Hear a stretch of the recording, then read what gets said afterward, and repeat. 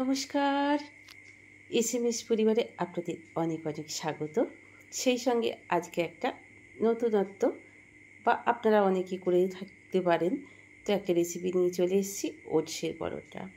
তা ওটসের পরোটা আমাদের খুবই সকলেই জানি হেলদি এবং টেস্টি হয়, তো যে যেমনভাবেই বানাতে পারবেন। আমি ঠিক এইভাবে সহজ পদ্ধতিতে বানিয়ে নিচ্ছি, ছোটো বড় সকলের জন্য। টিফিনে বা লাঞ্চেই বলুন, ডিনারেই বলুন, ব্রেকফাস্টেই বলুন, সবেতেই ভালো লাগে। আমি ওটসটাকে একটু কাঞ্চি মাঞ্চি খেতে টেস্টি হওয়ার জন্য কাঠখোলা মানে শুধু কড়াই আমি একটুখানি ভালো করে সুন্দর করে বেশ খানিকক্ষণ ধরে আমি নেড়ে নেব, যেহেতু ওটসটা একটু যতক্ষণ না পর্যন্ত হালকা হয়ে যাচ্ছে।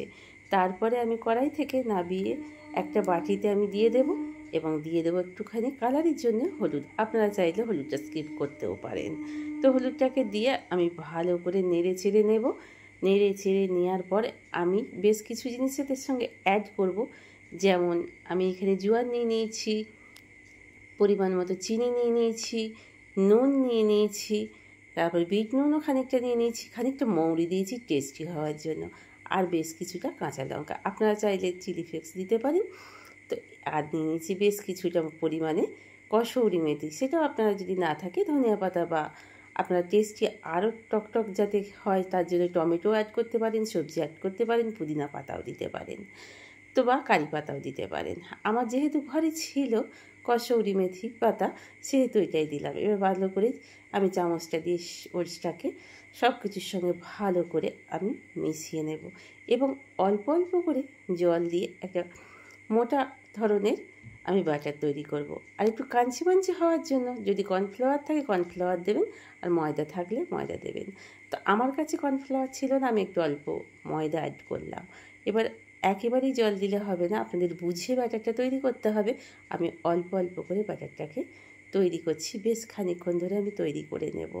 আর মিষ্টিটাও আপনারা স্কিপ করতে পারেন, যারা মিষ্টি খেতে পছন্দ না করেন তারা চিনিটা নাও দিতে পছন্দ করেন। যেহেতু আমরা মিষ্টি খাই সেই হেতু আমি মিষ্টি দিলাম, আপনারা আপনাদের ইচ্ছা মতো মিষ্টিটা দিতে পারেন। এবার আমি একটু চাপা দিয়ে বেশ খানিকক্ষণ রেখে দেব। এবার একটা ননস্টিকের কড়াইতে আমি তেল পালিশ করে নিয়ে এবার চামচে করে যেরকম পরিমাণ আমার লাগবে, মোটা করব, সরু করব না কীভাবে শেপ দেবো সেটা আমার নিজের ইচ্ছা মতো, আপনারা নিজের ইচ্ছা মতো করে নেবেন।